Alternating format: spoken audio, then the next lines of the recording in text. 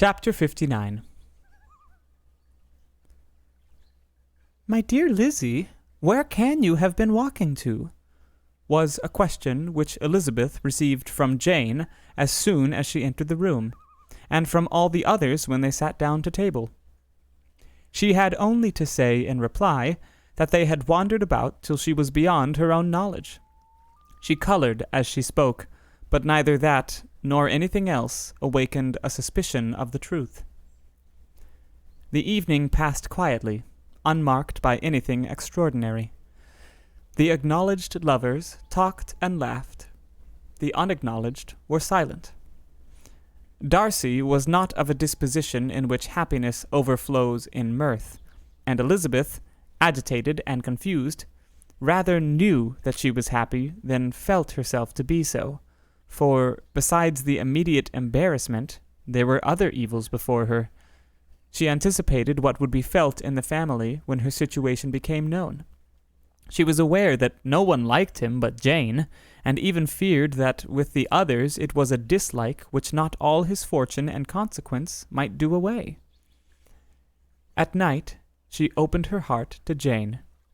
Though suspicion was very far from Miss Bennet's general habits, she was absolutely incredulous here.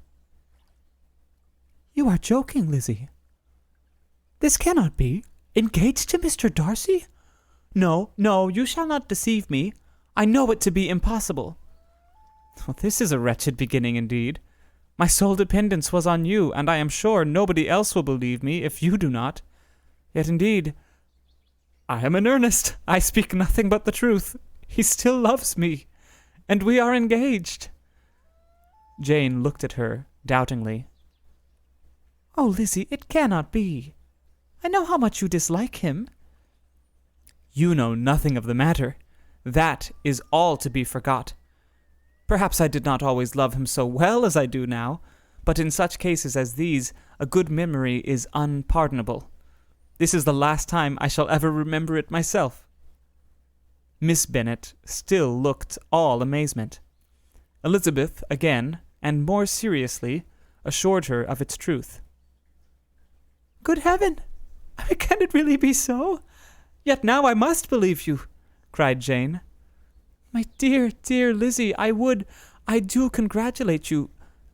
But are you certain, forgive the question, are you quite certain that you can be happy with him?" "There can be no doubt of that. It is settled between us already that we are to be the happiest couple in the world. But are you pleased, Jane? Shall you like to have such a brother?" "Very, very much. Nothing could give either Bingley or myself more delight. But we considered it, we talked of it as impossible. And do you really love him quite well enough? Oh, Lizzie, do anything rather than marry without affection. Are you quite sure that you feel what you ought to do?" "Oh, yes. You will only think I feel more than I ought to do when I tell you all." "What do you mean?" "Why, I must confess that I love him better than I do Bingley. I am afraid you will be angry." "My dearest sister, now be serious. I want to talk very seriously. Let me know everything that I am to know without delay. Will you tell me how long you have loved him?" "It has been coming on so gradually that I hardly know when it began. But I believe I must date it from my first seeing his beautiful grounds at Pemberley." Another entreaty that she would be serious, however, produced the desired effect, and she soon satisfied Jane by her solemn assurances of attachment. When convinced on that article, Miss Bennet had nothing further to wish. "Well, now I am quite happy," said she, "for you will be as happy as myself. I always had a value for him. Were it nothing for but his love for you, I must always have esteemed him. But now, as Bingley's friend and your husband, there can be only Bingley and yourself more dear to me. But, Lizzie, you have been very sly, very reserved with me. How little did you tell me of what passed at Pemberley and Lambton? I owe all that I know of it to another, not to you." Elizabeth told her the motives of her secrecy. She had been unwilling to mention Bingley, and the unsettled state of her own feelings had made her equally avoid the name of his friend, but now she would no longer conceal from her his share in Lydia's marriage. all was acknowledged, and half the night spent in conversation. "Good gracious!" cried Mrs. Bennet, as she stood at a window the next morning. "If that disagreeable Mr. Darcy is not coming here again with our dear Bingley! What can he mean by being so tiresome as to always be coming here? I had no notion but he would go a-shooting or something or other, and not disturb us with his company. What shall we do with him? Lizzie, you must walk out with him again, that he may not be in Bingley's way." Elizabeth could hardly help laughing at so convenient a proposal, yet was really vexed that her mother should be always giving him such an epithet. As soon as they entered, Bingley looked at her so expressively, and shook hands with such warmth as left no doubt of his good information, and he soon afterwards said aloud, "Mrs. Bennet, have you no more lanes hereabouts in which Lizzie may lose her way again today?" "I advise Mr. Darcy and Lizzie and Kitty," said Mrs. Bennet, "to walk to Oakham Mount this morning. It is a nice long walk, and Mr. Darcy has never seen the view." "It may do very well for the others," replied Mr. Bingley, "but I am sure it will be too much for Kitty. Won't it, Kitty?" Kitty owned that she had rather stay at home. Darcy professed a great curiosity to see the view from the mount, and Elizabeth silently consented. As she went upstairs to get ready, Mrs. Bennet followed her, saying, "I am quite sorry, Lizzie, that you should be forced to have that disagreeable man all to yourself, but I hope you will not mind it. It is all for Jane's sake, you know, and there is no occasion for talking to him except just now and then, so do not put yourself to inconvenience." During their walk, it was resolved that Mr. Bennet's consent should be asked in the course of the evening. Elizabeth reserved to herself the application for her mother's. She could not determine how her mother would take it, sometimes doubting whether all his wealth and grandeur would be enough to overcome her abhorrence of the man. But whether she were violently set against the match, or violently delighted with it, it was certain that her manner would be equally ill-adapted to do credit to her sense, and she could no more bear that Mr. Darcy should hear the first raptures of her joy than the first vehemence of her disapprobation. In the evening, soon after Mr. Bennet withdrew to the library, she saw Mr. Darcy rise also, and follow him, and her agitation on seeing it was extreme. She did not fear her father's opposition, but he was going to be made unhappy, and that it should be through her means that she, his favorite child, should be distressing him by her choice, should be filling him with fears and regrets in disposing of her, was a wretched reflection, and she sat in misery till Mr. Darcy appeared again, when, looking at him, she was a little relieved by his smile. In a few minutes he approached the table where she was sitting with Kitty, and, while pretending to admire her work, said in a whisper, "Go to your father. He wants you in the library." She was gone directly. Her father was walking about the room, looking grave and anxious. "Lizzie," said he, "what are you doing? Are you out of your senses to be accepting this man? Have not you always hated him?" How earnestly did she then wish that her former opinions had been more reasonable, her expressions more moderate. It would have spared her from explanations and professions which it was exceedingly awkward to give, but they were now necessary, and she assured him, with some confusion, of her attachment to Mr. Darcy.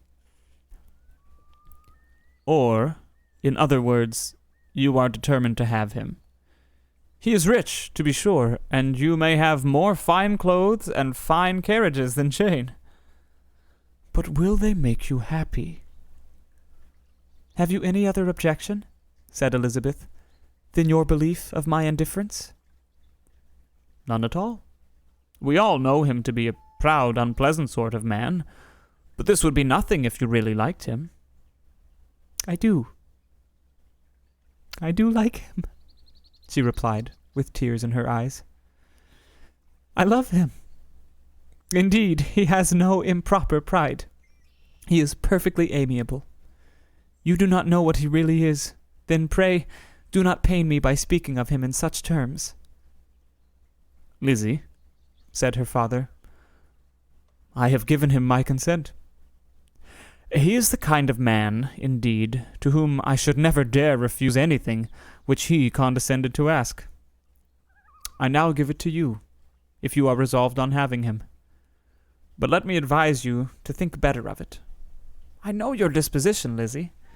I know that you could be neither happy nor respectable unless you truly esteemed your husband, unless you looked up to him as a superior. Your lively talents would place you in the greatest danger in an unequal marriage. You could scarcely escape discredit and misery. My child, let me not have the grief of seeing you unable to respect your partner in life. You know not what you are about." Elizabeth, still more affected, was earnest and solemn in her reply, and, at length, by repeated assurances that Mr. Darcy was really the object of her choice, by explaining the gradual change which her estimation of him had undergone, relating her absolute certainty that his affection was not the work of a day, but had stood the test of many months' suspense, and enumerating with energy all his good qualities, she did conquer her father's incredulity, and reconcile him to the match. "Well, my dear," said he, when she ceased speaking, "I have no more to say. If this be the case, he deserves you. I could not have parted with you, my Lizzie, to anyone less worthy." To complete the favorable impression, she then told him what Mr. Darcy had voluntarily done for Lydia. He heard her, with astonishment. "This is an evening of wonders indeed. And so Darcy did everything? He made up the match, gave the money, paid the fellow's debts, and got him his commission. So much the better. It will save me a world of trouble and economy. Had it been your uncle's doing, I must and would have paid him. But these violent young lovers carry everything their own way. I shall offer to pay him tomorrow, and he will rant and storm about his love for you, and there will be an end of the matter." He then recollected her embarrassment a few days before on his reading Mr. Collins's letter, and after laughing at her some time, allowed her at last to go, saying, as she quitted the room, "If any young men come for Mary or Kitty, send them in, for I am quite at leisure." Elizabeth's mind was now relieved from a very heavy weight, and, after half an hour's quiet reflection in her own room, she was able to join the others with tolerable composure. Everything was too recent for gaiety, but the evening passed tranquilly away. There was no longer anything material to be dreaded, and the comfort of ease and familiarity would come in time. When her mother went up to her dressing-room at night, she followed her, and made the important communication. Its effect was most extraordinary, for, on first hearing it, Mrs. Bennet sat quite still, and unable to utter a syllable. Nor was it under many, many minutes that she could comprehend what she heard, though not in general backward to credit what was for the advantage of her family, or that came in the shape of a lover to any of them. She began at length to recover, to fidget about in her chair, get up, sit down again, wonder, and bless herself. "Good gracious! Lord bless me! Only think! Oh, dear me, Mr. Darcy! Who would have thought it? And is it really true? Oh, my sweetest Lizzie, how rich and how great you will be! What pin money! What jewels! Oh, what carriages you will have! Change is nothing to it. Nothing at all. I am so pleased, so happy. Such a charming man, so handsome, so tall. Oh, my dear Lizzie, pray apologize for my having disliked him so much before. I hope he will overlook it. Oh, dear, dear Lizzie, a house in town, everything that is charming, 3 daughters married, 10,000 a year. Oh, Lord, what will become of me? Oh, I shall go distracted." This was enough to prove that her approbation need not be doubted, and Elizabeth, rejoicing that such an effusion was heard only by herself, soon went away. But before she had been 3 minutes in her own room, her mother followed her. "Oh, my dearest child," she cried, "I can think of nothing else. 10,000 a year, and very likely more. 'Tis as good as a lord, and a special license. You must and shall be married by a special license. Oh, but my dearest love, tell me what dish Mr. Darcy is particularly fond of, that I may have it tomorrow." This was a sad omen of what her mother's behavior to the gentleman himself might be, and Elizabeth found that, though in the certain possession of his warmest affection, and secure of her relations' consent, there was still something to be wished for. But the morrow passed off much better than she expected, for Mrs. Bennet luckily stood in such awe of her intended son-in-law that she ventured not to speak to him, unless it was in her power to offer him any attention or mark her deference for his opinion. Elizabeth had the satisfaction of seeing her father taking pains to get acquainted with him, and Mr. Bennet soon assured her that he was rising every hour in his esteem.